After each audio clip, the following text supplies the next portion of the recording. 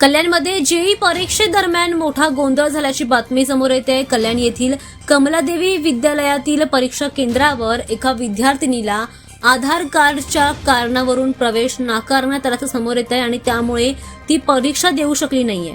कल्याण पूर्व येथील कमलादेवी शाळेमध्ये जेईई परीक्षा केंद्र होतं। दरम्यान संबंधित विद्यार्थिनी सकाळी वेळेवर परीक्षा केंद्रावर पोहोचली होती, मात्र प्रवेशावेळी अधिकाऱ्यांनी तिच्याकडे आधार कार्ड किंवा त्याची प्रत मागितली आणि त्यावेळी तिच्याकडे ते नव्हतं आणि त्यावेळीच इथे मोठा गोंधळ निर्माण झाला।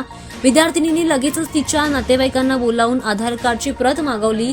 ती प्रत उपलब्ध करून दिल्यानंतर सुद्धा वेळ संपल्याचं कारण देत तिला परीक्षा केंद्रात तिचा प्रवेश नाकारण्यात आला। या प्रकारानंतर विद्यार्थिनीच्या कुटुंबियांनी आणि इतर पालकांनी तीव्र नाराजी व्यक्त केली आहे। दरम्यान यावर संतापाचं वातावरण निर्माण झालेलं होतं। विद्यार्थिनी वेळेत पोहोचली होती असा दावा पालकांनी केलाय। तिचं शैक्षणिक नुकसान कोण भरून काढणार असा सवाल आता उपस्थित केला जातोय। काही पालकांनी हा प्रकार जाणीवपूर्वक केल्याचा आरोप देखील केलाय। दरम्यान या घटनेमुळे आता बरेच प्रश्न उपस्थित झालेत।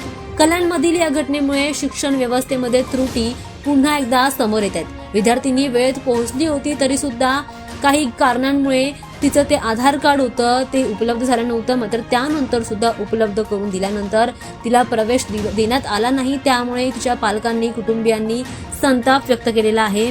काही पालकांनी सुद्धा या घटनेवर जाणीवपूर्वक केल्याचा आरोप व्यक्त केलाय। अशा छोट्याशा कागदपत्रांच्या कारणामुळे विद्यार्थिनीची महत्त्वाची परीक्षा हुकलेली आहे। या प्रकरणाची सखोल चौकशी करण्याची मागणी सध्या तिच्या पालकांनी केली आहे।